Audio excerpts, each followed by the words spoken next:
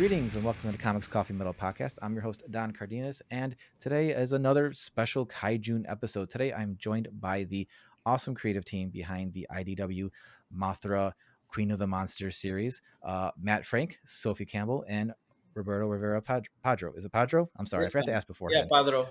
That's good. Padro. Thank you all for joining. Yay!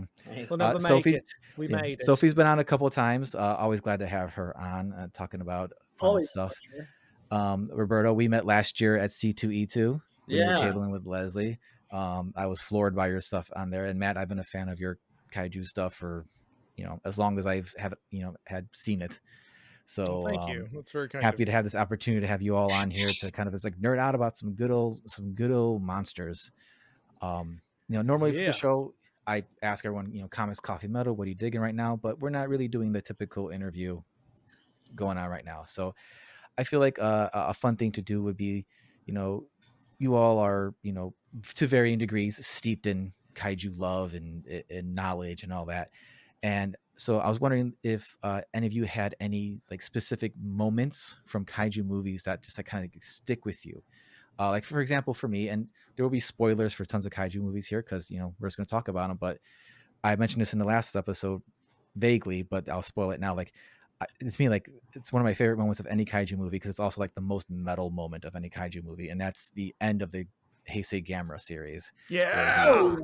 That's what takes it's about. off his own hand. That's what I was going to say. That was going to be like that. Oh, well. You know what? Then I'll stop talking about it. No, Sophie, no. Go on. It is literally like the most like badass moment of like any kaiju film. And as much as I love kaiju, I do have a big soft spot in my heart for Gamera. Gamera was amongst right. He was the first. He was. I have trouble remembering if it was Destroy All Monsters I saw first or if it was the MST3K Gamera Guardian of the Universe episode. Either way, both of those were like part of the DNA of me loving kaiju when I was little. And so I always have a good soft spot for that big old turtle. So for me, that's that's one of my favorite moments in kaiju movies. So Matt's gotta brag about his. Yeah. Someone drew the covers for which it. I'll never forgive him for. I know. Never. Yeah. It's still one of my favorite stories to tell that I was pissing and moaning about not working on the show Godzilla box set, but Sophie did. And then Sophie was like, Matt, I don't ever want to hear you piss and moan about that again. You got to do the whole Gamera set. And I'm like, I know. So since I stole Sophie's, I'll some time to think of another one. But Matt, how about you? Is there a particular kaiju movie moment where you're just like you just think about it and it's like akin to like when people talk about Avengers Endgame when Cap's picking up the hammer and everyone's like fuck yeah. Like, is there anything like that for you? It's very difficult to break it down, to just one moment because I'm so deep in the paint for when it comes to kaiju stuff, and it's really hard to pick moments. And I definitely need to go outside of the Gamera trilogy because those are like the most metal moments in Kaiju Media. Let me think for a sec. See, I'm going through the Rolodex because I mean, I don't just want to do Gamera the Brave because that's just another Gamera movie. Shit, I don't know. Sophie, do you have anything? Because I need a minute. I like in Gamera versus Zigra when Gamera plays his own theme song on Zigra's spines. Yes. Awesome. Yes. Perfect. Okay, if we're just doing Gamera, then whatever. I think one of the most metal moments is when in Gamera 2, when Gamera flies in for the final fight with the Mother Legion, and then he pops his legs out and he starts sliding through the city. He does like this sliding into a home run, but he's doing it sideways and he starts like rapid firing his plasma balls at Mother Legion, and she's blocking them with her electromagnetic force field, and it's such a awesome moment. I actually remember showing that to a bunch of like my little nieces and nephews and cousins like years ago, and they were like, whoa, that was so cool. Who's Gamera? What is this? They were so hyped for it. So yeah, very that's the one of the first thing that jumps to mind. How about you, Roberto? You got something? Gamera specific? No, it doesn't have to be Gamera. It doesn't have to be Gamera specific. It doesn't have to be Gamera. It doesn't have to be Gamera specific. Just a kaiju movie moment that you really love. I mean, if you want to be cool, it should be Gamera. It should. I'm not cool. I beg to differ. I met you. I beg to differ. Right. You know, for some reason, it's not really even a kaiju movie per se. I don't think. Have you guys seen the Beasts of the Southern Wild? Oh, I have heard of that one. It's you've told me about it. Yeah, there's a moment in there where, because the entire time they're talking about these huge beasts, right? Oh yeah, I remember this movie. Yeah. And the lead protagonist, which is what, she's like 2 feet tall, is like girl. Yeah, she faces off with them. But if none of you have seen it, I'm gonna have to think of something else. I know what you're talking about. Like, I can see it in my mind's eye, even though I have not seen that film yet. Yeah. Oh, man, I'm sorry. I just brought the whole. Apologize. No. I am all for bringing up something people might not know about, because I've never heard of this. I just looked it up now. I don't recall seeing anything about this movie, but I want to go check it out now because it looks really interesting. Talk about it. It feels it feels a lot like a kaiju film, which is why I thought that's what it was. And I think you and I have talked about it, Matt. Yes, we have. Yeah, because they just like a lot of kaiju film, these big monsters are coming the entire time, and then at the end you get to see them. So they did the same thing, and it just felt very kaiju. And I think Matt and I had a pretty good discussion on what makes a kaiju, and what a kaiju film would be about. And that one definitely ticks all the boxes. I would love to tell you what part it is, like specifically, because it's badass, but I don't want to ruin it for anyone who's actually thinking about checking it out. I mean, I remember when it came out and I saw a lot of reviews for it, but and it sounded really good, but it was just one of those things that kind of just kind of slipped through the cracks for me. But you talking about it does make me want to watch it. So, I mean, it's it's the little girl that yells straight at them, like, get out of here. It's practical effects, the whole thing. So they definitely did the forced perspective and all that, and like the suits are a little wobbly and stuff. And just her yelling at these things in like a storm, and there's mud and all this. I think that's super metal. The kid was sick. Like the whole thing. That sounds awesome. Yeah. It was cool. It was a cool movie. Awesome. Sophie, have you thought of a new one? A new one? Another one?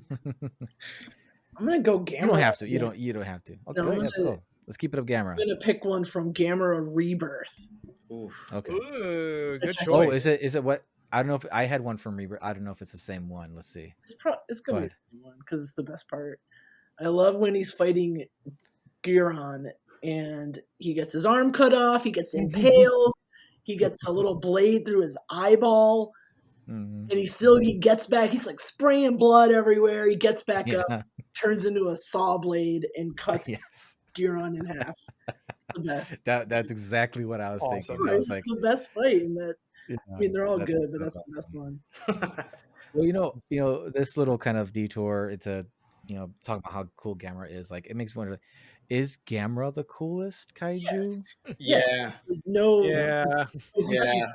Because as much as beloved as Godzilla is and popular and all that, is he's more of like a force or kind of just like this entity. But like, the more I think about it, Gamera is just just fucking cool. Like he's Yeah, a he does. giant Yeah. turtle. He does a who lot of just like. gets his ass kicked, but Yeah, he still he keeps gets going. destroyed in He's all of his he movies. he's basically he's basically like when Wolverine was like good and cool before we knew too much about him and all that. Like he's just like he gets his ass kicked, but he doesn't stop. Yeah. And he comes Hell back yeah. and he's just like kicks everybody's ass. Well, Yeah, the feel of those Gamera films are all like super punk rock. Like, you know what I mean? Yeah. Like Yeah. it's as Big, soon like, as there's a fucking- fight, it's a mosh pit the whole time. Like Yeah. once he gets his powers, or once he gets strong enough to like fight those things, it's almost like he tries to figure them out, right? Yeah, Yeah. I was just gonna say kind of the same thing. Where Yeah. like, he gets his ass kicked like the first time, like or the first battle with like a particular monster, and then he has to like kind of come up with a plan or something. Yeah. Like, He consistently that is the track record. He consistently like gets his ass kicked first. right. But it kind of like, and I think fundamentally it makes him an immediately more sympathetic character that you can connect with. I mean, Godzilla's cool, and it's cool watching Godzilla do cool stuff, but Gamera just like you're just like Gamera though, because I don't. He's care. the John McClane of the kaiju, Yeah, walking around on bloody cut up feet. There's Gamera gives divorced dad vibes. I'm sorry, he's but he's trying. He's trying his so best. He only knows how to make spaghetti, and damn it, that's what we're having for dinner tonight. But it's it just, I don't like I like the MonsterVerse stuff, okay, but I don't have as many grievances with it as some people do, which is so funny because I've gotten a bit of a reputation for like hating on it, even though like I've done MonsterVerse work, and it's like I don't hate it, I have notes. And and Godzilla, like I don't care how much they keep trying to insist, no, Godzilla's an agent of balance, no, he's like the Earth's defense system, and I'm like, first of all, that's Gamera's job, and secondly, no, he's not. He's a territorial animal. He doesn't give a shit about. He killed a lot of Navy service people when he was just trying to get to Kong. Do you have any idea how many people were on those ships and how many people he killed just to get to Kong? Like, oh, Godzilla's not here to hurt us. Yes, he is. If you get in his way. Okay, I'm done. I'm getting it out of my system. I'm done. I had the same thought with the last movie when he's going through to where's the last fight in Rio or whatever. Yeah. And he's like destroying bridges full of cars. Yeah, right. Like, he just like people in those cars. Like all these people just walks right through. Yeah, there's families who have had the worst day imaginable right now. But like it's interesting. But big monkey lizard got to fight. It's fine. Like, but Matt, you're more like immersed in like the fandom than I am.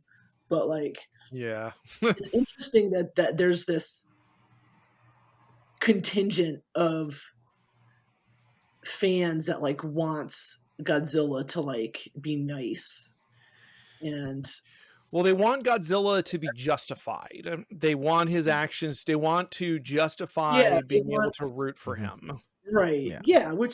They want him to be like a superhero. But like, isn't even with Gamera, where he's like explicitly a good guy, like isn't part of the appeal that they like there's like collateral damage?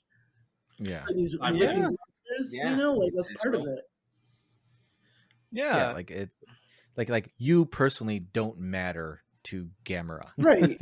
I mean, but like unless you're in general, the world matters to Gamera. Well, I mean, so if you're a little if he's kid, gonna stomp a few hundred people to get to his enemy, child, right? Yeah. Well, I love what they did in the Gamera trilogy. They kind of made it into a plot point because the whole idea is that when he first shows up, he's just trying to stop Gauss, and he's just trying to. He's not. He's kind of like mowing through stuff, but he's moving slowly enough to where people are kind of being able to get out of the way. And he doesn't like, I don't think he destroys any buildings specific. He goes through like one construction site or something. But then once he establishes his connection with Asagi, he starts actively trying to like protect people and put himself between Gauss and human beings. But then in Gamera 2, he loses that connection. He has to sever the connection in order to remake himself. And then in Gamera 3, he's kind of lost the connection. And then according to Kaneko, the director, he's super stressed out because there's so many Gauss all over the world and he's flying around the world trying to stop all of them. He can't protect everyone. So it's like, and then at the very end, he kind of reestablishes his connection. And I'm like, they gave him an arc. They gave Gamera an arc. Gamera 3 is like a redemption movie. Like, he murders all those people in like Shibuya in that one scene. Just like, you know, incinerates like an entire neighborhood of people, you know? And then, he has like a bit of redemption. Like, he's still a murderer, but that doesn't mean that we can't love him and that he can't continue to do good things in the future. Wasn't intentional per se. No, it was like, okay, it was manslaughter. Yeah. There you go. Manslaughter. That was collateral damage. That was like insane collateral damage. Yeah. Nice. Anyway. Well, you know, to touch back on the MonsterVerse stuff real quick, like, you know, it's interesting to me just looking back at it recently, all of it, like just how much it's just like shifted from 2014 to now. Like how the last one is basically, you know, a modern late era Showa type of Monster Jam. And then, which, you know, it was tons of fun. Loved it. You know, I'm one of the freaks who, like, I hope Dan Steven comes back as Jet Jaguar. Like, I hope that's something that happens in the next week. It's not going to, but, you know, that I would love that. But then again, you know, I also am someone who's like, I think my favorite one of that era right now is still like King of the Monsters, just because it's still I know we've had this discussion before. I know. I'm sorry. And it's just because like it kind of kept the scale of like how big and massive and everything that's happening, but on top of like there's more monsters, you know. And I feel like the last one especially kind of lost that mojo with like that. You know, I really love the Monarch series. That brought a lot of that back. Still haven't seen that. Yeah, I'm really looking forward to the next season. And I think, I don't remember, Sophie, last time we talked, I was still like not hot on Kong Skull Island because I've done 180 on it. Like, I'm like, this is awesome. That's a good one. You know, but so yeah, it's interesting how much that has changed and all that has. And you know, looking back at just like the whole scope of just all kinds of the different kaiju movies, have you found yourselves like changing your minds on anything that you've seen previously, like, this isn't so great or whatever, but you've revisited or warmed up to it in any sense? Roberto, we'll start with you. It was Matt's fault that I went back. Okay. When we were coloring Mothra, we were doing play dates and we were watching and it was Final Wars. I watched it a long time ago. Okay. Like, this is trash. And like, I liked the suit, you know, but then I think, what did we watch it twice? Did we end up watching it twice? And then I watched it a couple more times at my house. I think we watched it once over here, and then you took it home and showed Sarah, and you guys, like, you know, you were just like, this is the dopest shit. Like, it was cool. It was like nonstop. I don't know why I didn't like it the first time, but I think it was just because it felt like it was a ton of storylines just kind of like in a blender. Yeah. And then, it's not like good. It's not great. But not good, but it is amazing. That was kind of my experience too, Roberto. Like, I absolutely hated Final Wars. I saw it in the theater back in 2004. There was like this art house theater that did like a one-night screening of it. And I hated it so much that I renounced Godzilla. No, like over a decade. I got rid of all my Godzilla stuff. I've told this story before. But like, I hated it so much. And then Shin Godzilla, like I reluctantly went to go see. I'm like, all right, they're bringing Godzilla back. All right, I'll give it a shot, I guess. And then we'll see this you know, piece of shit. Yeah, I had like, I'm back, baby. I had that kind of. And then I revisited Final Wars. I still don't like it, but I can appreciate it. It's funny because I was I realized after you kind of take it apart and then put it back together after a night, that's when it really started making sense. Right. It was that it didn't have to be. It definitely felt like homie was like a big Matrix fan, which is cool. Oh yeah, yeah. He was definitely into the Matrix, and then the fight, the actual battles with Godzilla looked great, and the shots were nice and quick. But yeah, I mean, I'm pretty sure that I was just watching a lot of like art house 90s films when that shit came out, when I first watched it, a long time ago, and where I was like, oh, this doesn't have a whatever, because I wasn't really big into like explosive, like boom, explosion, quick movie, moving type stuff, unless it was like Turtles at the time, you know what I mean, like it was, I hate explosions, like I wasn't a Fast and the Furious guy, you know what I mean? So, but yeah, no, it was, I like it a lot now. Well, the first time I saw Final Wars, like it instantly was like a dopamine hit to me for some reason, and I realized later, like it's basic, it was like a modern era Destroy All Monsters for me, and that was like one of my first movies that I loved when I was a kid. So I'm like, this is just this amplified. It's not good in terms of like quality of film, but in terms of like just entertainment value for me, it's just like, yeah, I can pop that thing on at any point and just have it on and enjoy it.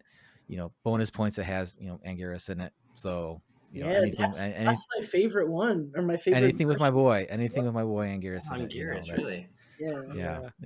Sophie, I'm still planning on doing that death metal project, Anguirus. It's still on the back burner. It's gonna happen eventually. Sophie knows what I'm talking about. It's a terrible. It's so funny I'll because believe it when I hear it. It's so funny because I've never had a super low opinion of that film. I had a bootleg version of it downloaded on my computer in 2004 when it came out, and I watched it over and over and over.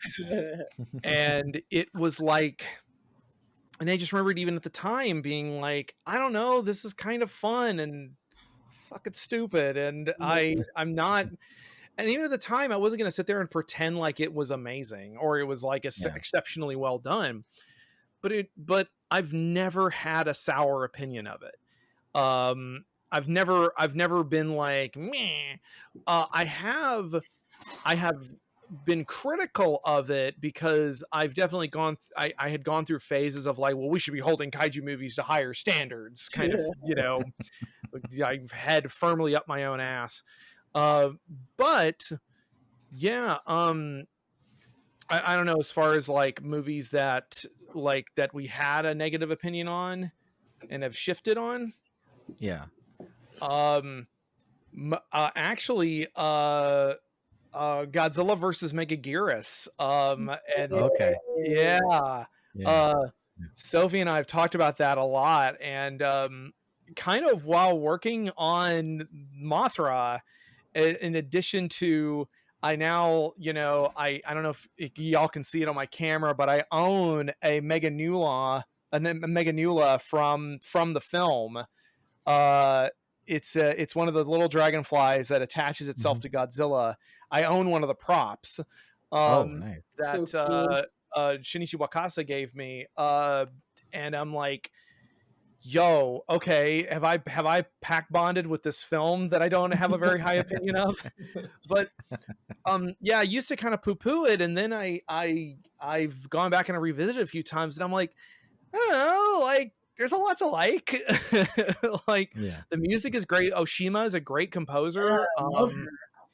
Yeah, I got to see her conduct live in Chicago, actually, like 6-7 years ago. And let me think. A couple other things that I really like about it. I like the brazenness of like, we made a black hole gun. Let's shoot it at Godzilla. Yeah. Nothing could possibly go wrong. Nothing could possibly go wrong. And so yeah, like that movie, I also like it, something that was pointed out to me a while ago when I showed it to someone else. They said, the miniatures in this one feel really miniature, like they feel small. And I thought about that, and I was like, yeah, the sense of scale is kind of all over the place. But now in retrospect, I'm like, I don't know, I kind of like it. I like that there's tiny little trash cans in that opening scene. It feels that don't move like actual trash cans. It feels kind of Showa to me. Yeah. That's kind of makes it fun. But that's the first one that comes to mind. I could definitely go on a tirade about my very low opinion of the original Gamera films that has come like almost full circle after working on that damn box set. But anyway, I don't know. But we got done talking about how cool Gamera is. So actually, no, I have one because I was gonna pick Final Wars, but Gamera versus Barugan was my least favorite of the Showa movies for years, and for whatever reason, I watched it again like relatively recently, and I was just like, this is barely a Gamera movie, but it's so fun. I fucking love this, and like I completely flip flopped on it, and I love it now. Yes. I wasn't a huge fan of Megaguirus. I don't think I actively like disliked it, but I was just like, on it. And earlier this year, I was fighting a pretty nasty flu, and so to like avoid waking my wife up all night by coughing or whatever, I would just go on the couch and I would just like toss on a Godzilla, old Godzilla movie just to kind of fall asleep to. And I ended up like half like medicine haze, like rewatching Megaguirus like 4 or 5 times that week because of it. And I kind of turned around a little bit on it, where I'm like, actually this is pretty cool, because I don't really have like a staunch opinion like these movies need to be a certain way. Like I'm cool with like whatever kind we get, like it's fine. Just like Ninja Turtles, like I'm like, I had my versions that I really love, but as long as there's, everyone's going to have the ones they like, the version they like. And it's cool that we have so many different versions. So like, I remember a big point of contention for some people was like the suplex in that movie or whatever. And I'm like, absolutely from day one, I'm like, that is the best part of the movie to me. So great. No matter what. Even that's like, that movie is the most Gamera Godzilla has ever been, I think. Okay. I see that. Yeah. Because it's like, he gets his ass kicked or whatever, and then he's like, okay, I gotta like, jump 5 stories in the air and like body slam this bitch if I'm gonna win. Otherwise I'm just gonna, I'm toast or whatever. And then like, it's like Gamera's enemies, they always have this like gleeful evil, which I love. Gleeful evil. All right. Yeah, they're the bad guys, Right. And they love being bad or whatever. And Megaguirus, she's not the only Godzilla villain, but she's like the one that comes to mind that she clearly loves being evil. Right? There's a part where they use like CG to like make her smile or whatever. Yeah. And like got Godzilla down, and she waits until he regains consciousness and then drops a building on his head. It's so great. It's funny because that scene, you just reminded me as a quick aside, that scene where they're fighting in Odaiba, and that building with that weird triangular observation deck thing that Megaguirus knocks down on a Godzilla. So that building does not exist. The building behind it does. And it's funny because when I went to Odaiba for the first time, I saw I was like, oh, that's where that happened, and that's where that happened. But then I was like, but wait, where's the one with the weird diamond? But they have the one with the circular observation deck thing. It's like almost exactly the same building. It just has a ball as opposed to like a diamond. And I asked a friend, I can't remember exactly who it was. It may have been Norman England, I don't know, but then they told me, oh yeah, so that's the Fuji TV building, and they wanted to use that building, but they couldn't get approval to like destroy it. So it's in the movie. There's just an almost identical building right in front of it that is like as a diamond shaped thing. And I just think that's so funny because it is supposed to be like an alternate timeline, like an alternate version of Japan where there's a bunch of buildings actually in that version of Odaiba that are not in real life. They're like CG inserted and stuff. Like there's like a sky tree observation deck in one spot that's not there. Megaguirus sits on top of it at one point. It's like a slightly more futuristic, like alternate timeline. Yeah. So yeah. Anyway, that there's a lot to like in that movie. I've really come around on it. I love the weird ending where it just seems like they like run out of film or something. You know, she's like in the middle of like delivering this line of dialogue and it just stops and the credits start rolling.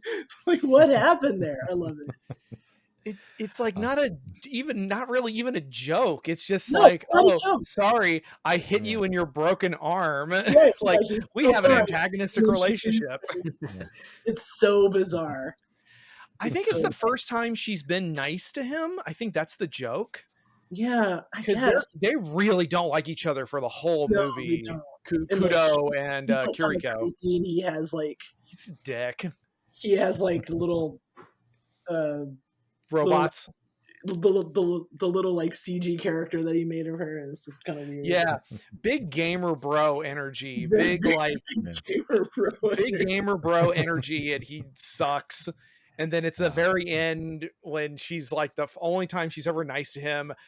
Freeze frame, roll credits. What? Yeah. It's so bizarre. It's so weird. I love it. Well, you know, we could talk about movies probably for hours upon hours upon hours. One thing about kaiju stuff that I've started to kind of branch out to, and is like this other forms of media with all that. You know, I got plenty of the Godzilla comics. You know, I have the Mothra series waiting for me on my iPad whenever I can actually sit down and read anything. Because I'm really want to see read it. Looks really cool. And so I was wondering, like, in terms of like other types of kaiju media, like, do you have any favorites from that? Because I'm also got, you know, many years later, but like I've really gotten into playing the Giga Bash. And that's been a ton of fun to play. And I got the Godzilla DLC pack, of course. But like that's just a fun, you know, thing to play. And I kind of wish, I don't know if they do. They probably do have like, you know, vinyls of some of those kaiju, because there's some of them that are really cool. But do you all have any like non-movie kaiju media or toys? Not toys. Clearly we're fans of toys. Yeah, we're toy fans. Vinyl fans of kaiju stuff that you really enjoy. Other media, games or you know, books, or even like anime. You know, it could be like the animated series stuff too, if you want to. I've got stuff like Gamera Rebirth, the show. Just go back to talking about Gamera Rebirth. Oh no, I opened that door again. Hold on a second. Okay, let's take Gamera off the table for at least a little while. I think we've all agreed Gamera's cool. Gamera rules. We've established this. Godzilla rules. I have a couple of things kind of locked and loaded. I'm a big fan of kaiju video games. Giga Bash is great. Those folks are really nice. I've worked with them, and I did some Giga Bash promo stuff. And I got they don't have vinyls, at least I don't think they do, but they do have these little busts of the different kaiju interpreted by specific artists, that I have a couple of those. Those are really cool and highly detailed. Dawn of the Monsters is a really cool side-scrolling beat 'em up game. I did some mini boss designs for that. So, I had, oh yeah, I actually worked on a board game that's coming out in August called Monsters Menace the World. It's a remake of the Monsters Menace America board game from like 2007. I'm trying to think of anything that I didn't work on that I want to push. I mean, there's a bunch of really cool kaiju comics out there that I think people should really, check out. There was one from the 90s called Daikazu that's sort of this weird indie Notzilla, project that's really fun. I'm sure I've got oh yeah, there's a manga that recently came out called Gaia Tima. I love that. Gaia Tima, the Gigantus. It's a manga, and it's like this kaiju that gets bigger depending on how much water it's in, and and this young woman like makes sofubi based on the kaiju, and that's how she makes her money. But the kaiju is real, and all the monsters look like man in suit. They even have like holes in the neck. That's funny. Cool. It's very fun. I loved it. I think I told Sophie about it, and Matt turned me onto it. And I think I read the first volume in like one sitting. Oh yeah. It's very cool. I don't know if anybody has anything else. I got nothing. I don't play video games. I don't read comics. I got nothing. I don't do anything. I've jumped back into. I recently moved, so I found all of my old systems. So nice. Okay. Oh, that's fun. I started like, kind of like. Do you remember Shadow of Colossus? Oh yeah. Hell yeah. Yeah. Same composer as the Gamera trilogy and GMK. That's all Ko Really? Otani doing the That music I did for not that. know. That I I did did not not know that. That's crazy. Yeah, he that music is amazing in all of those. So especially Shadow of Colossus. I'm trying to think of anything. I feel so lame. Like the one who knows the least amount. I don't read anything. I have like a stack of comic books that I'm always thinking, and I just end up picking up different ones. More. Yeah. But it's just a stack, and I planned on sitting and reading one a day, and that doesn't happen. But put them in the bathroom so you can do it instead of looking at your phone, so you can read them. Oh yeah! Wow. You look at your phone in the bathroom? I don't really. Yeah, that's what men do. I like to sit there and kind of like a white noise room where I just don't pay attention to anything. I try not to think of anything. Just gotta focus on pooping, or it's not gonna happen. That's kind of how I am in the bathroom. It's this very kind of like sanctified space or something. Yeah. I totally get where you're coming from. Absolutely. But I don't know, Transformers. Are those guys? Nope. No. Yeah, I don't know. I do like huge robots though. Like Big O is sick. Yeah. But Big O is awesome. I think Big O kind of counts because it's in that tokusatsu vibe. They really lean into it. That was intentional, like from the start. Yeah, I'm much like Sophie here. I don't really. I don't do anything. No, I do stuff. Well, in all fairness, Sophie has designed her own really awesome kaijus. Hell yeah, that I absolutely love, like Blue Spike, Red Bite. Yeah. Oh, that's Red cool. Bite. Oh yes. Yeah, I got Red Bite over on my shelf. I love little guy. I think I saw those on your Instagram, right? I think probably. Yeah, I got a whole bunch of like Red Bite colorways and stuff. Those are cool. Those are really cool. Yeah. I don't have anything cool like that. I think I asked you this last time, Sophie, and I'll ask you again. Like, any plans to make some comics with those guys? Because she did. Yeah, the first Red Bite release the first one had a little mini comic in it. Yeah, I remember that. Yeah, we need more. I think I'm like I've been chipping away at the Blue Spike comic. Okay. And maybe when I have like enough of them, I'll put them together in a book or something. I guess the problem is, I just need somebody to pay me to do it. It's not just like that whole bothersome of making a living so you can survive situation taking up all Gross. your time. Gross. Yeah. It's the worst. But can't I just be? You know what? I'm not going to get into it. I'm not going to get into late stage capitalism. We're not doing it. We're all we're all trying to make stuff, and we all know how terrible everything is. I'm burned out, man. Yeah. So, all right. So, in terms, and on the topic of making stuff, you all are the creative team behind the Mothra IDW Queen of the Monsters series, and I was very curious to talk about the process in which the book is made. Because I know Matt, Roberto, you guys kind of like swap pages back and forth and all that, and we just sit in a bubble bath together. Yes, that's exactly what I wrote down as I assumed what was happening. And I'm really glad. I'm really glad it's happening. So and Sophie as the writer, but also as an artist, like, do you have any, like, when it comes to writing the book, do you offer any like art like direction towards things or suggestions, or do you kind of just like it's all you guys? Yeah, I mean, being an artist myself who has drawn other people's scripts, and like, I would always just be annoyed when the writer would try to give me direction. It's just like, that's not your job. Yeah. Like, the writer's not the director.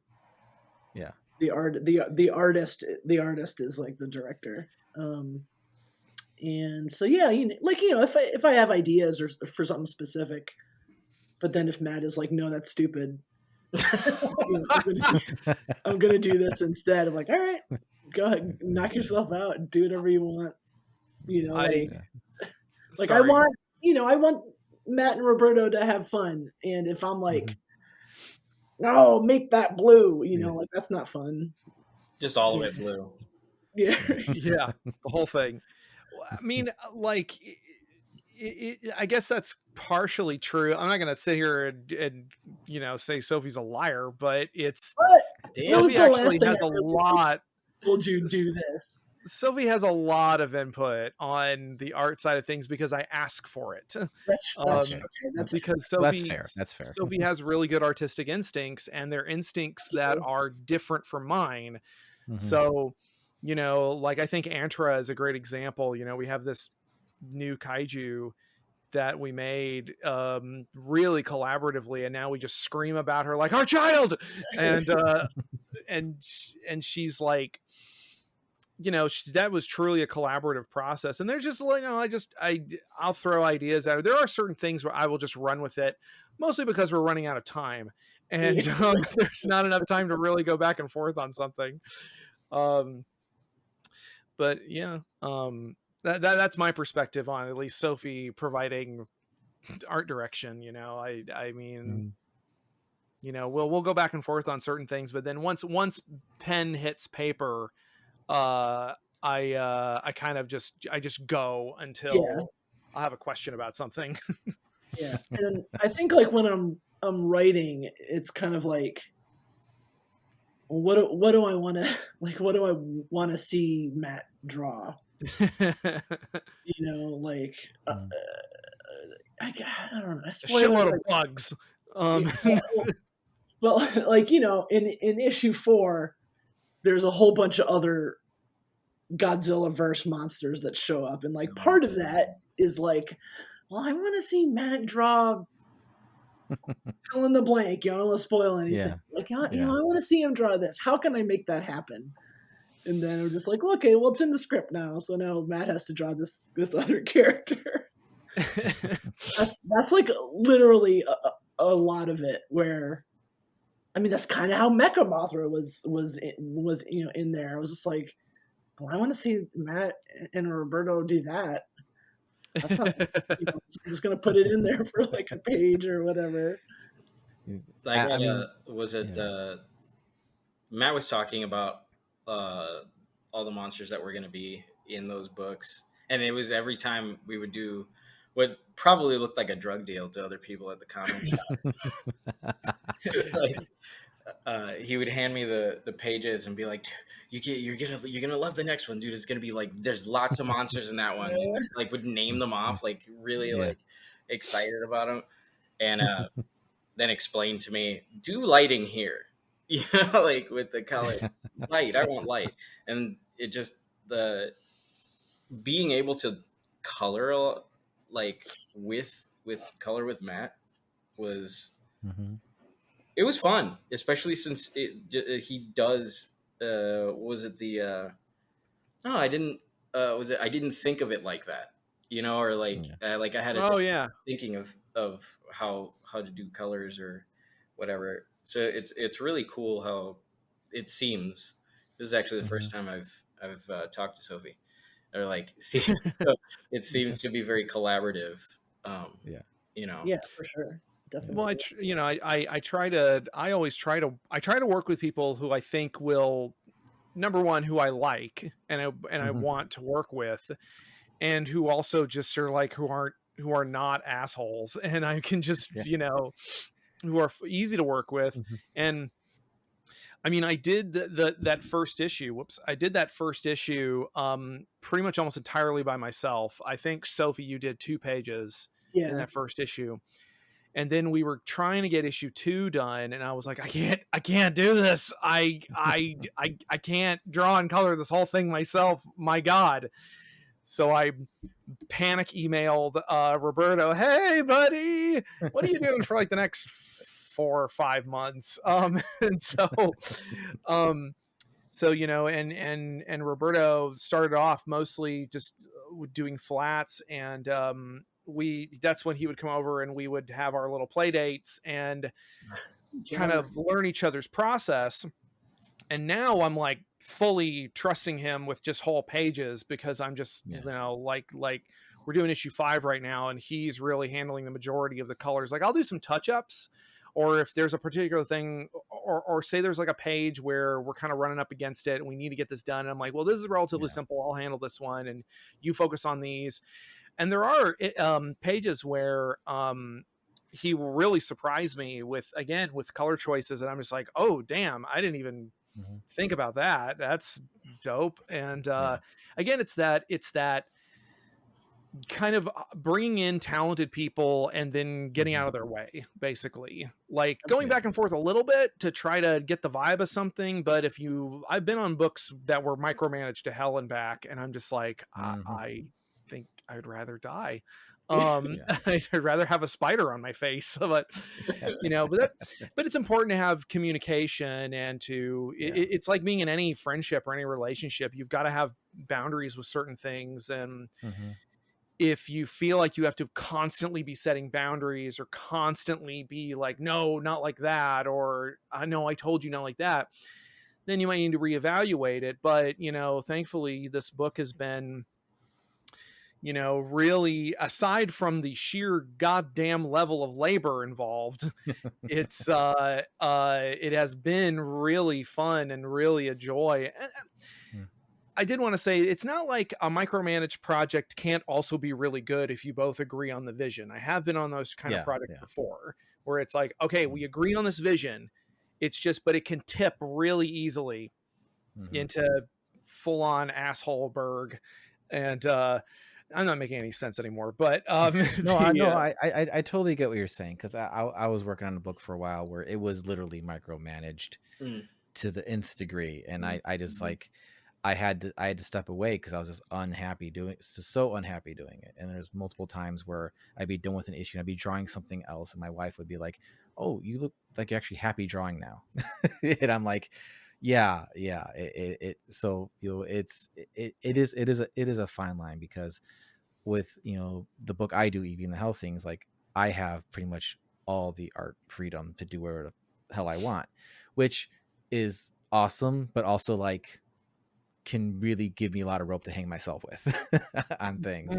So it can easily go both ways, but I totally get it. And just from the pages I've seen, and I have the issues on my iPad, and I'm like flipping through them, and I just haven't sat down and read the whole thing yet. and it just you can just feel like just like the joy of making comics is on these pages, and it really comes through just visually coming through. And I have to say that having seen all three of your individual takes on drawing Mothra, you all three draw like the most cuddly Mothra. Like I just want to grab her and it's like and just give her a big hug because I feel like it would be awesome. But you know, so kudos to you all on that, because I feel like that just adds to the badassness of Mothra. I was trying to go for like really metal, like hardcore Mothra with the dark and this thing. You're telling me she's ugly, so I messed up somewhere. No, in the best way though. In the best way. Like she would still like kill me, but like it would easily, right? You know, yeah. You know, I've only drawn Mothra once, and that's for this. And you know, I'm just like, you know, so seeing like the take on it is like, oh, okay, you know, just like how fluffy and like, I guess kind of it's kind of like soft, but also like aggressive. It can the design and the look and can become.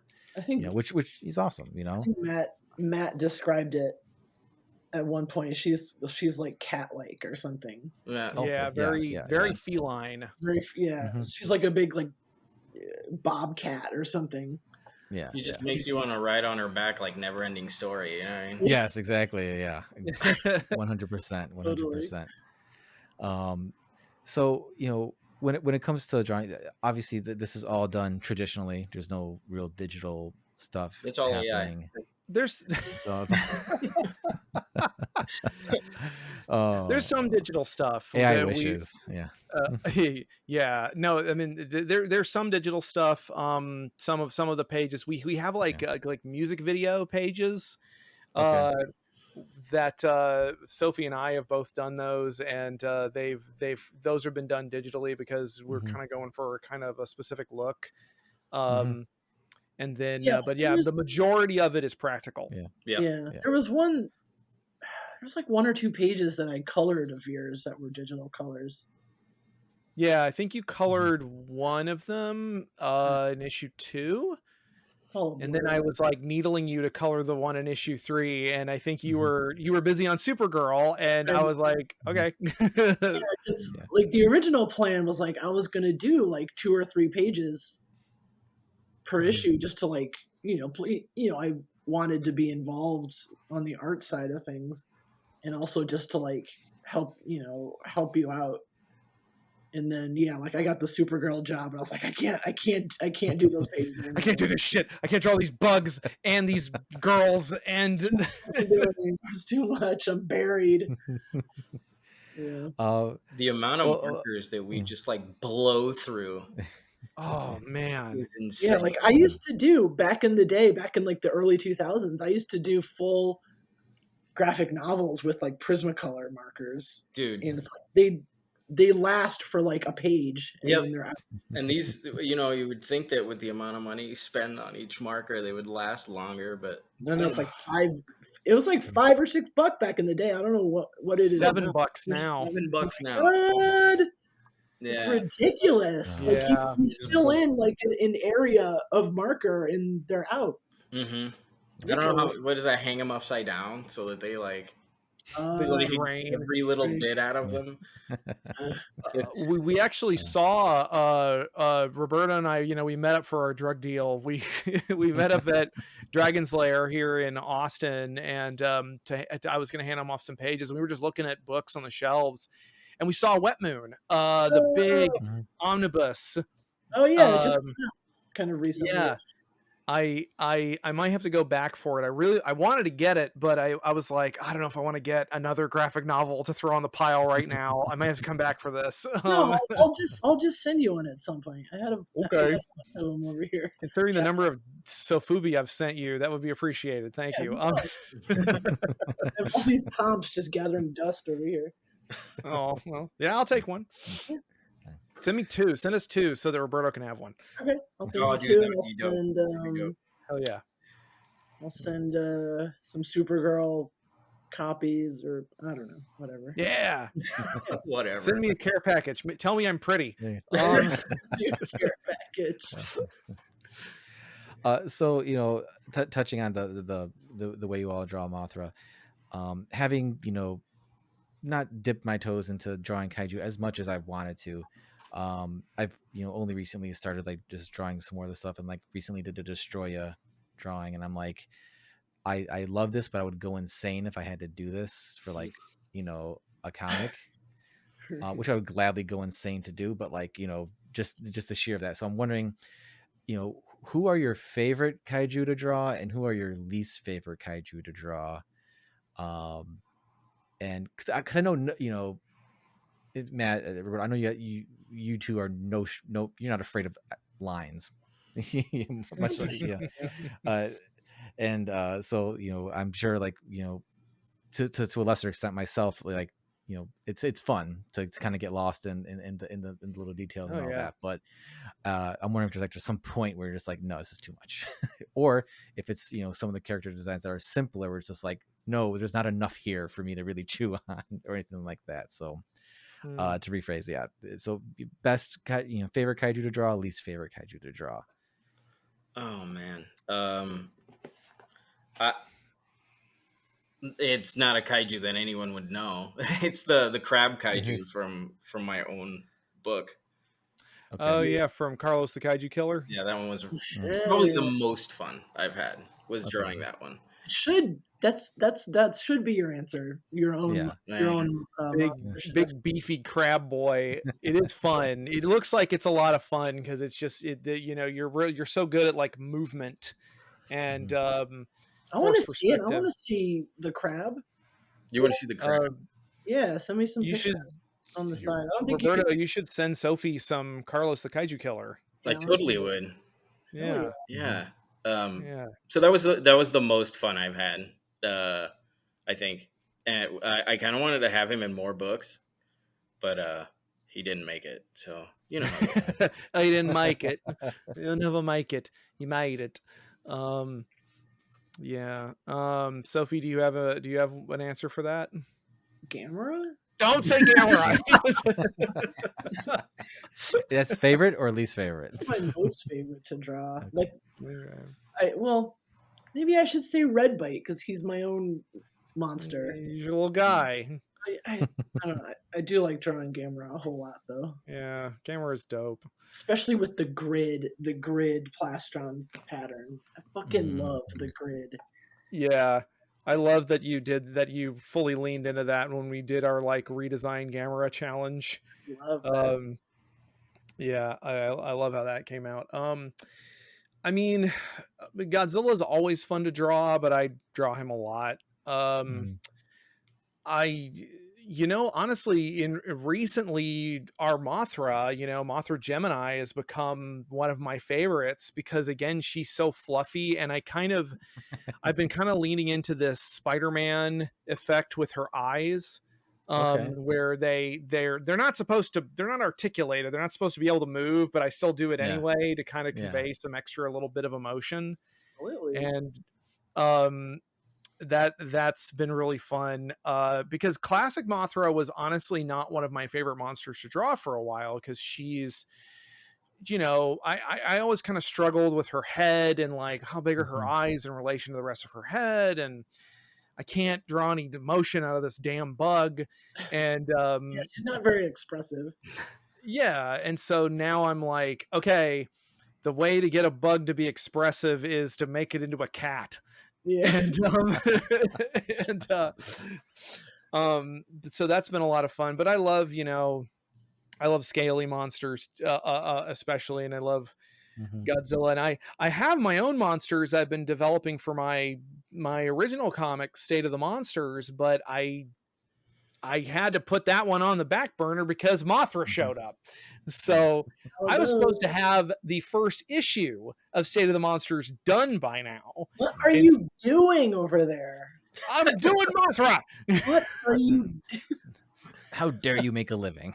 How dare I pass up this once in a lifetime opportunity? It's like, oh, well, you can't do Mothra on our schedule, therefore you forfeited it. Anyway, Mothra Gemini has definitely become one of my favorites to draw, and Megaguirus too, even though she's got all these damn legs and wings, and those are the monsters that usually kind of piss me off, which is hilarious. That we're my original sketch for Megaguirus, she didn't have legs. I got rid of the legs. Yeah, simplify her, and you were like, "Nah, let's put the legs back." Like, all right. It's your funeral, man. Whatever you want to do. I was like, no, it has to be on model. But now Toho's been letting us get away with friggin' whatever. So I'm actually surprised at what yeah, me too. Like they've gotten like just allowed to happen. It's really just seeing the pages sometimes. I've been like, wow, what really? We're able to do this now, huh? It's crazy. Yeah, it's because they have an American office now. Everything doesn't have to be sent back to Japan and translated. Like, that's how they used to do it when I first started at IEW. Everything had to go back to Japan, and there would be points where they were just like, we don't want to have to explain this. We just don't want to have to explain this to the 100-year-old men who run this company. And now it's just like, we got an LA office, and sure, whatever. Is it selling? Great. Yeah. Awesome. Yeah. Awesome. Well, we've as we've discussed, the cool kaiju camera, and all that. I think something that's kind of like not really thought about too much when it comes to kaiju movies are the villains. And we talk about them a lot and all that, but it's still, I always feel like they're like second fiddle to like the main character, because it's only as but these main characters are only as good as their villains. So do any of you, with your creation of Antra, which is an awesome design, and I love the keeping the naming convention and all that, and just like the like it seems like this was right there. Like, how come no one else did this before? But thankfully no one did, because what you made was really cool. Do you have, Antra aside, because it's your baby, do you have some just favorite kaiju villains? Megaguirus. Any what's that? Megaguirus. Okay. You really walked right into that one. Yeah. I guess. Fine. All right, how about you, Roberto? Or is it going to be Megaguirus as well? Let's go back to Gamera. I don't know. Favorite villains. Biollante, I would say. Hell yeah. Yeah, Biollante is a great choice. Yeah. Yes. It's just like barely a villain, but forms, you know what I mean? Like, she's an antagonist. Yeah. But villains wise, I don't know. I liked how complex they tried to make her, making like her story and why she was a villain, instead of like, hey, this is bad monster. This is good monster. Scissor, you know what I mean? Yeah. Yeah. No, she's beautiful. It's a great choice. Yeah, I love her. I love her. Yeah. Mm-hmm. How about you, Matt? Or is your interest still Megaguirus? It's my new monster, Bioguirus. Oh shit, Sophie, we got to do that. Bioguirus. Hell yeah. Megalante. I'm gonna put that down in my notepad file here. Yeah, Bioguirus, Megalante. That would be awesome. Sounds awesome. No, I mean, again, it's really hard for me to pick anyone specifically, but I am gonna go back to Gamera. I'm breaking my own rules, and I love the entire Gamera trilogy. I love all the Gamera movies for different reasons, but man, the Mother Legion is such impressive. It's so impressive. There's some behind the scenes footage of them taking Legion out to like the country, the production team taking the suit out to the countryside to basically do like a test, just a suit test. It's not even complete, but you're seeing it move around in this completely inhuman way. Like, you're not really even sure what your brain isn't really sure what you're looking at. And I remembered there's a moment when because they're filming it out in the open. They're doing this test out in the open, and you hear someone off camera walk up and say like, "What is that?" And they're like, "Oh, it's for a new Gamera movie." And she's like, "Oh." But yeah, she's just so impressive visually. There's two people in the suit, but instead of doing like the two guys in a horse suit method, they did it like I forget who was in the back of the suit, but there's a person in the back of the suit who's upside down, laying on his back, manipulating the back legs and stuff.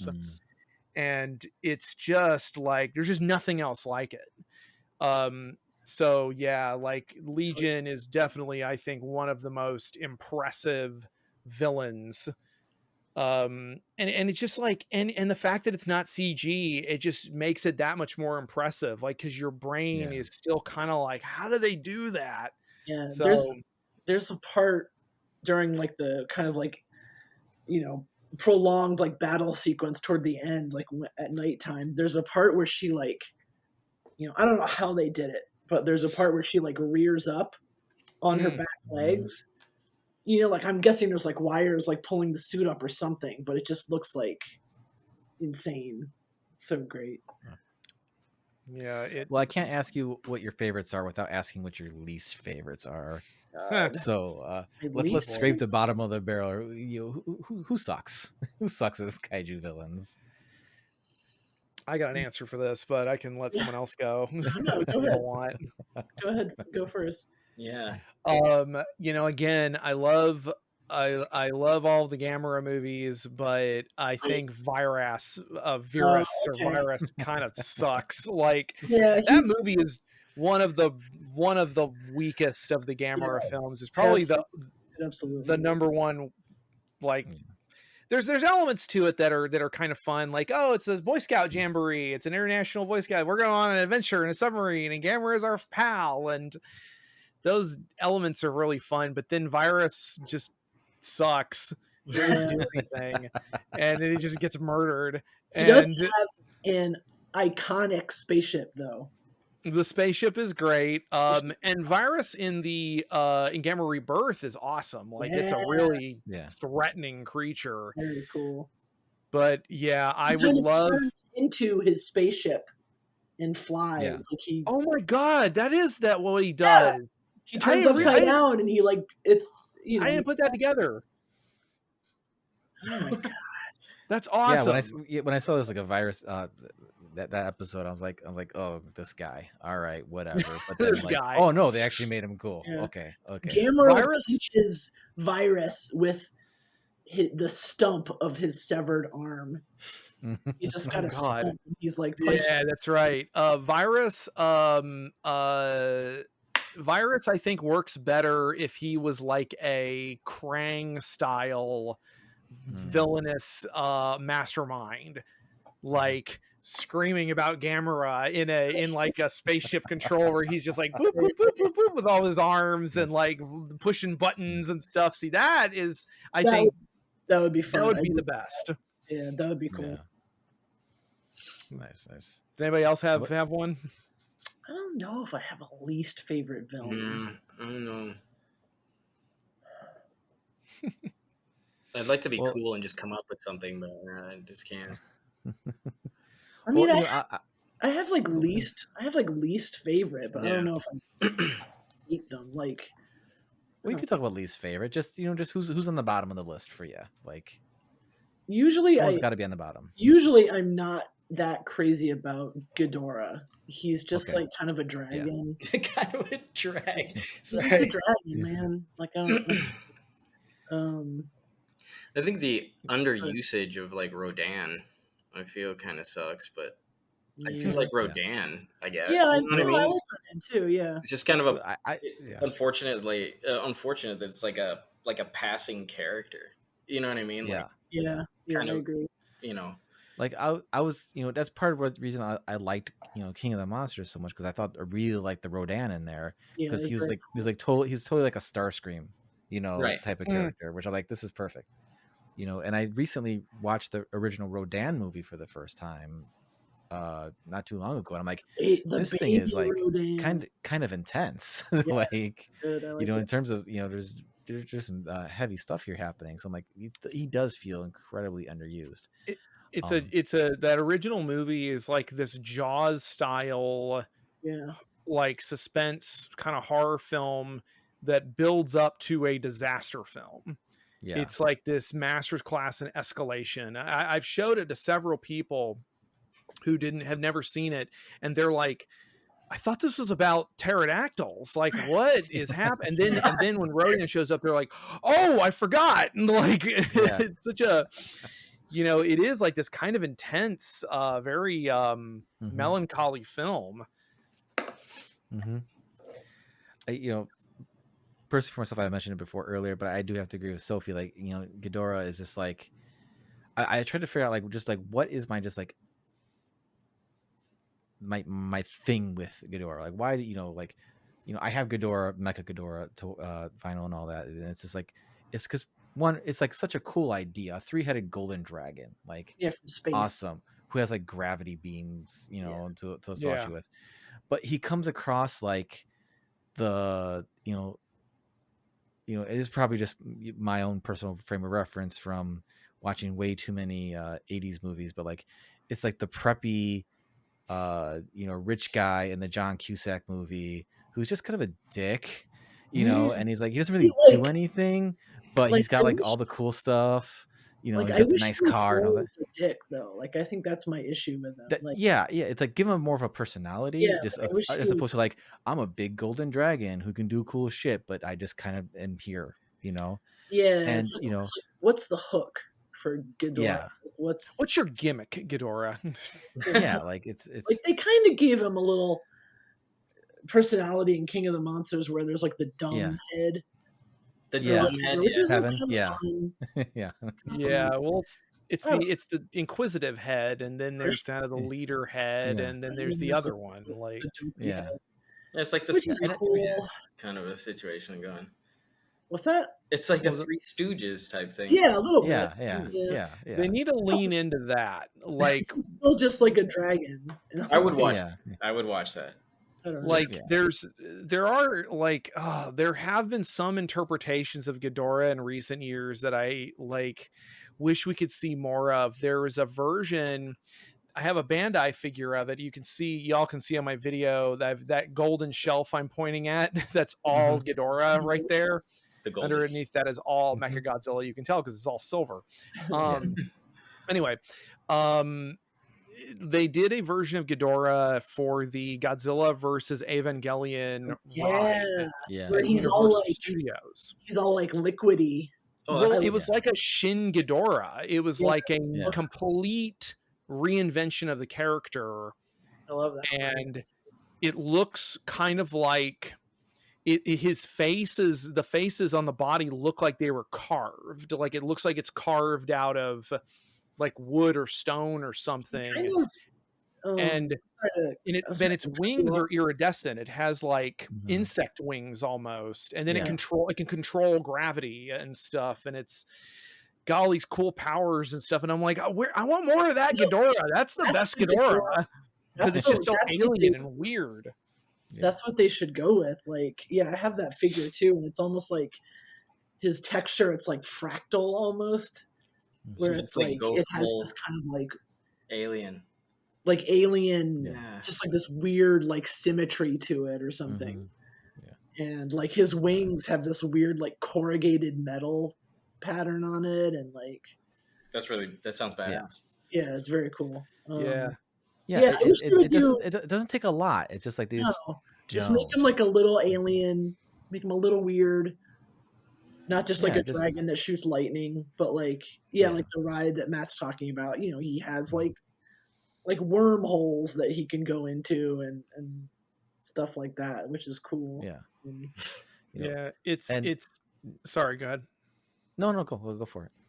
Well, all I was gonna say was that, I mean, part of it is that they changed so little about him. When I remember, because we were doing that page of the Mecha Mothra in issue 3. although I don't know if we want to spoil this because people know about Mecha Mothra. I don't know, Don, I know you haven't read the book yet, but do you know what I'm talking about when I talk about Mecha Mothra and all that? I've heard that there's Mecha Mothra. I haven't gotten to that point. Well, I won't go too far into it, but I guess the point I'm just trying to make is that a lot of the Ghidorahs look the same. And, they sure do. Mm-hmm. I had no idea until that page popped up. Like, there was a lot of confusion on that one. It's like, Roberto, that Ghidorah is gray. Yeah. What's wrong with you? Yeah, the one Ghidorah, the Death Ghidorah, the one, Des Ghidorah. I freaking hate that. I hate that some idiot, because his name is supposed to be Death Ghidorah. And for some reason, they pushed it in the States as Des Ghidorah. And I don't know why. It has something to do with how the word death is translated. It's Des Ghidorah in Japanese. Yeah, they just it's just like phonetic. Let's not translate it. Let's just what sounds like that. Okay. I mean, it's the same because that happened in that was in the dub for Rebirth of Mothra. They had it's Des Ghidorah, and they said it like all one word, and that same dub studio pronounced Rodan as Radon because they just didn't know and no one cared. So you're like, it's Radon, and it's like, but that's his Japanese name. Yeah, but is this amateur hour? Like, do you not have notes from Toho or something? But that was the 90s and no one gave a shit. We were animals digging in the dirt for water and just like nothing matters. Anyway, despite, not really enjoying the Planet Godzilla anime trilogy, I did think that version of Ghidorah would have been really cool if like it was actually in something that was good, not to shit on something, but like it was it was not for me, but I like the cosmic horror version. I like the Ghidorah a lot too, actually. Those movies would be better, I think, if they weren't so firmly up their own asses. Like there's a lot in those movies that I think can really work. I thought the City of Mechagodzilla was an awesome idea. Like, a different take. Sure. I would love to see giant robot Godzilla, but sure. Make it a city, whatever. Just there's a lot of really great ideas, but it didn't have to be what it was, I guess. But, that's how it goes though. But that's basically what we're getting to. Like, Ghidorah could be really cool if you just give him something. Just give him something to chew on. Even with King of the Monsters, like just having a little bit of personality goes a long way for him. Like, I feel like we're negging Ghidorah here. It's like you'd be cooler if you were like 100 feet taller. Like you'd be prettier. I don't mind if it. you were 300 feet. Mind it. Like I don't mind it. The death metal project that Sophie is sure I will never finish. The first song is called Three Neck Bitch. So, that's awesome. It's changed since I've talked to Sophie about it, Sophie, last time, I think. But like it's changed to like it's going to be basically from the perspective of Anguirus talking shit about other monsters. Like that's awesome. That's the name of it. That's cool. So it's very close. It's very close because I asked Sophie to do some synths for some stuff, and it kind of fell apart a little bit. Because you lost the file. That's I don't know what happened to it. I didn't delete anything, Sophie. I don't delete anything. God. I got shitty riffs from like 10 years ago still hanging around. I don't know what the hell happened. Like, just so I don't know what the hell happened to it, but we'll figure it out. But so I don't mind negging Ghidorah because Ghidorah sucks. But no, that's all. Not to end on a downer note. Talking about that Joker. But I don't want to take too much more of anybody's time with everything, but we did kind of talk a little bit about earlier if there's like some non-Godzilla kaiju stuff, and I know both of you fans of Ultraman and all that, like, so do you have suggestions for anybody for like who want to like break out of like just a standard Godzilla, Gamera, Kaiju, pit or round table, and want to kind of branch out and start seeing some more other cool monsters and other types of things? Do you have any suggestions for where people can go start checking kind of some of that kind of stuff out? Where people can go check it out, or like certain where they can, or not where, but like other series you enjoy that have really cool monsters, or movies that you think people would like to check out. Host 100%. Oh yeah, that's a good one. Host is good. That's a good one. It's a really good one. Yeah. Ultraman. The animated 1966 show is great. Oh yeah, that is a good show. It's like on Tubi probably. Shin Ultraman. I still haven't watched that. The greatest movie ever made. Really? Roberto, we'll have to watch it sometime, or you probably borrow it, man. I've got it. I've got like 2 or 3 copies of it. it's the dyslexia with me. I can't. It's hard for me to like read subtitles. So I'm just like, yeah, I'll put my queue, and then one day if I decide I want to spend like 4 hours on a 90-minute movie, then I pause it, read, and but that's definitely one that was on my list. And you said it was great.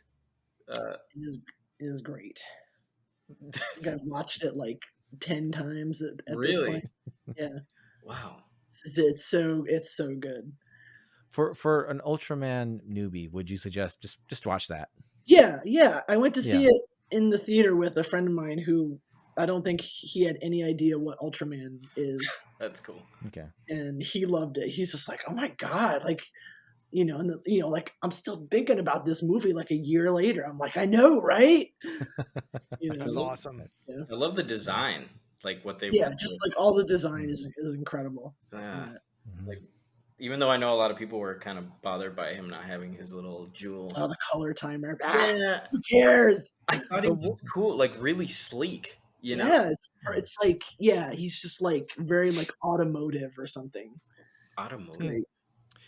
He the one thing I wish he did was the like the shwa and stuff. Like I wish he did, because he doesn't do that in the movie. And he doesn't really have a voice. I mean, there's like parts where he'll like talk to Mephilas or something, but he doesn't do like a lot of the vocalizations. Like I don't know. It makes him feel less. I feel like he's less relatable now. Like there's less of that, like, I want to be Ultraman, I want to be giant, and I would probably be yelling while I was punching and stuff. And that's part of the power fantasy of Ultraman. And I feel like if you take that away, it's not realistic. Okay, Anno, that's sure. Cutie Honey was better anyway. What? I freaking love the Cutie Honey movie that he made. It's amazing. No, I love Shin Ultraman. I think Shin Ultraman's friggin' awesome. I think Shin Kamen Rider, while good, is not as good as his Cutie Honey movie. Shin Kamen Rider's pretty great too, though. Yeah, that's all really fun, but also Ultraman, they're doing weekly, or they're going to be doing weekly episodes of the new show like every Friday when it drops, like in a few weeks. Oh my God, it's so close. Cool. Ultraman Omega. Yeah, that's going to be tight. And they're doing a dub. They're doing a dub that's going to go up at the same time as the subtitle version on YouTube. Were they doing the dub with Ultraman Arc? I thought they were. Yes, yeah. I was actually watching the dub exclusively because the dubs are really good. They put a lot of work into them. I didn't watch the dub.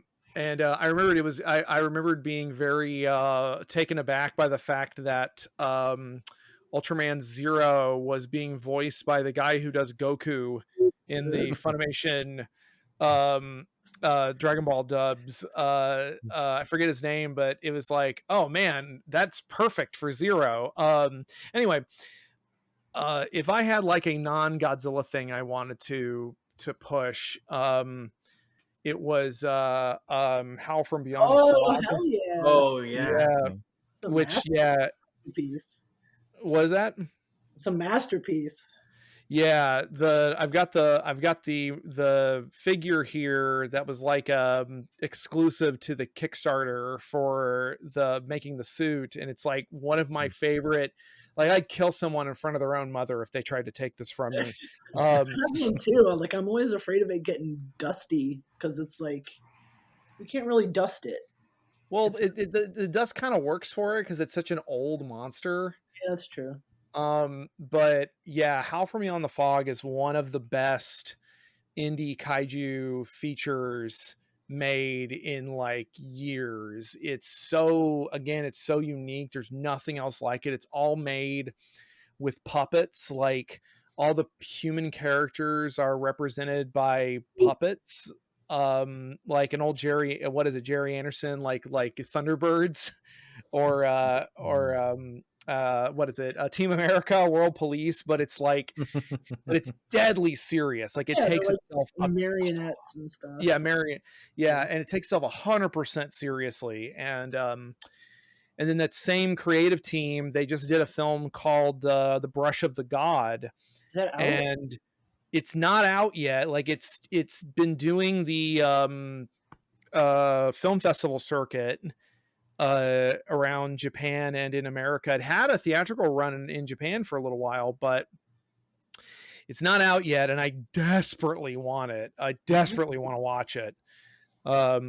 I know they're making a figure of Orochi, like an X Plus style giant figure of that Orochi, and I'm kind of gnawing my own arm off because I kind of want it. So yeah, that's my recommendation.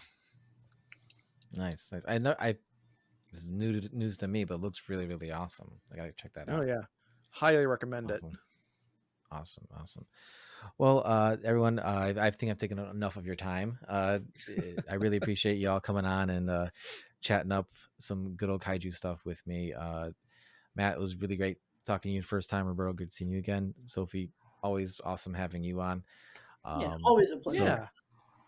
You definitely want to have you all back on individually as a group, whatever works for everybody. Have some more fun chats.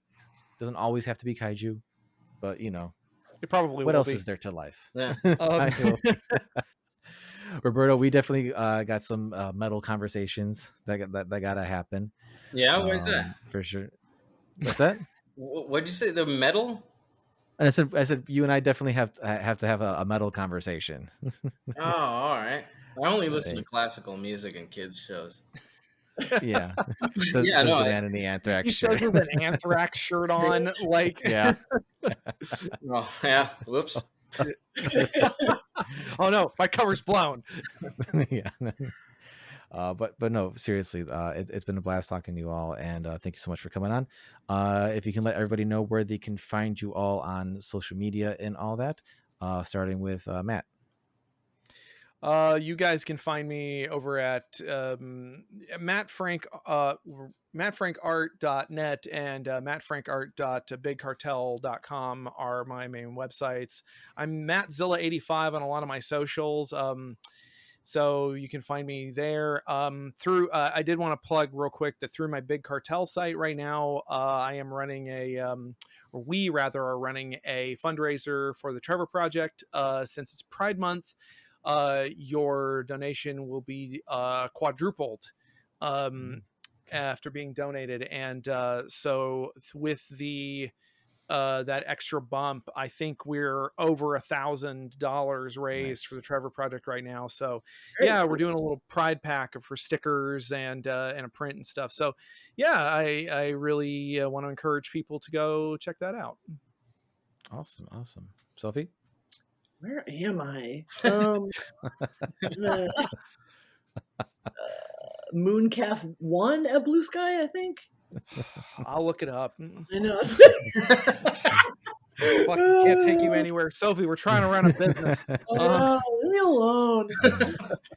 I'll make sure his links in the show notes pretty below. Sure it's Mooncalf 1. I looked it up. Well, because I'm Mooncalf 23 on Instagram, so sometimes I get a little mixed up. Okay. Yeah, Mooncalf 23 at Instagram. That's all my monster stuff. It's all like my toys or whatever.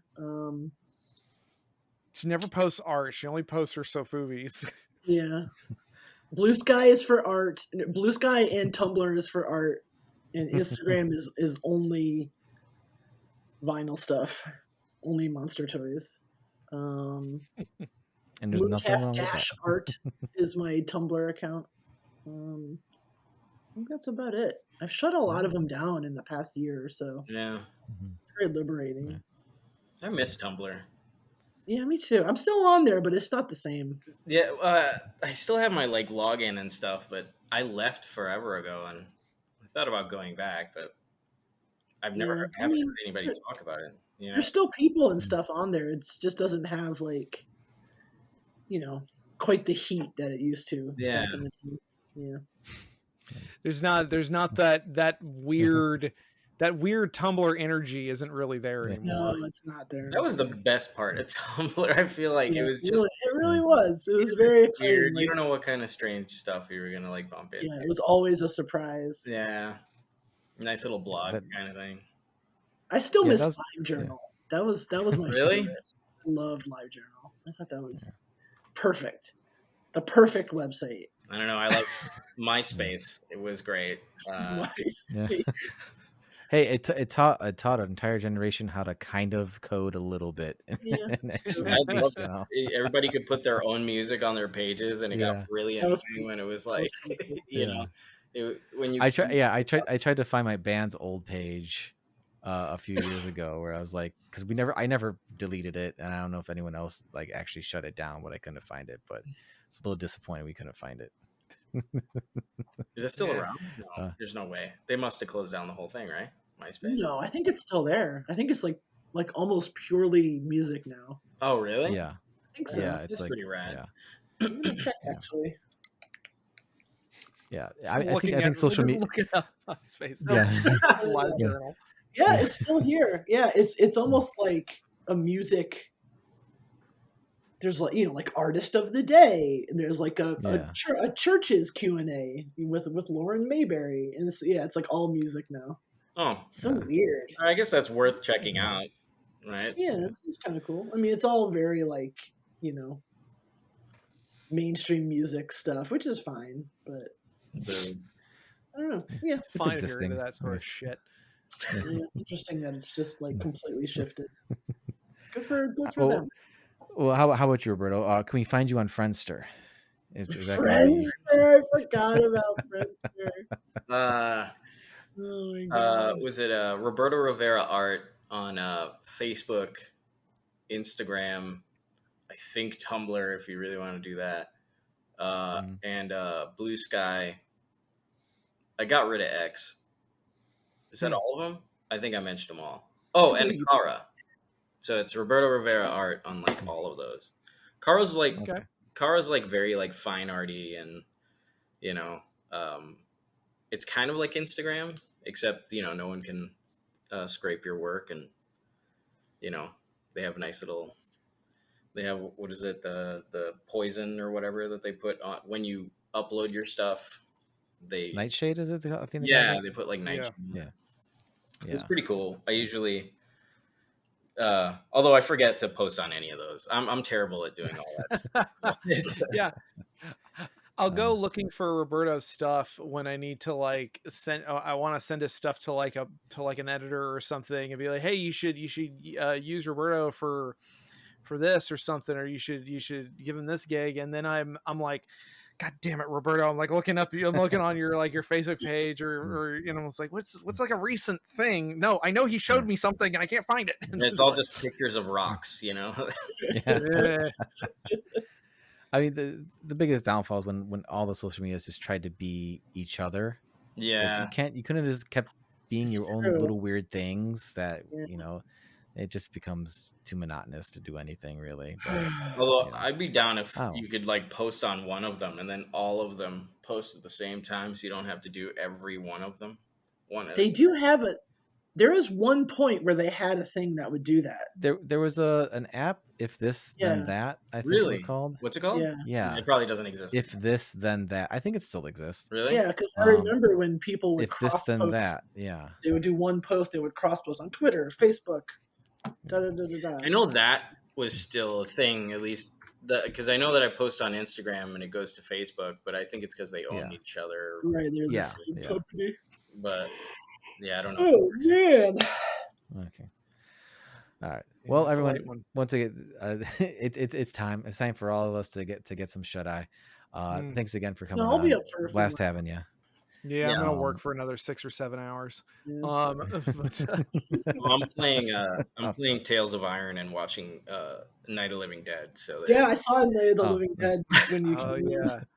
Yeah, thanks for turning it off because I we're just gonna start watching the movie. try to blur it out or something before YouTube's like, see that one is actually no, it's actually you could have let it play. It's public domain. It's true. Yeah, it's public domain. Unfortunately, because it would have made George Romero so much money if he actually was able to keep that film. R.I.P. Yeah. But then we wouldn't have Return of the Living Dead. That's true. That's okay. That's fine with me. That's true. Although he had one called Bruiser that was really good. That never. I love Bruiser. That was a good one. Remember it? Hell yeah! I got it on DVD around here somewhere. It didn't get enough love, I think. It kind of because it wasn't a zombie movie. It wasn't a zombie movie. It's not even really a horror. It kind of. I mean, he kills people, but sort of. Yeah, it kind of reminds me. It reminds me of The Mask. If it was like. Serious, serious, yeah. But yeah, it's really good. His commentary on the DVD for that is really good too. Yeah. Well, go check out Bruiser, everybody. That is good. Very non kaiju, but very undersung George Romero flick. It actually is really good. I remember when that one came out. But yeah, everybody, thank you so much for coming. I really appreciate it. And yeah. Awesome. Till next time. All right, guys. See ya.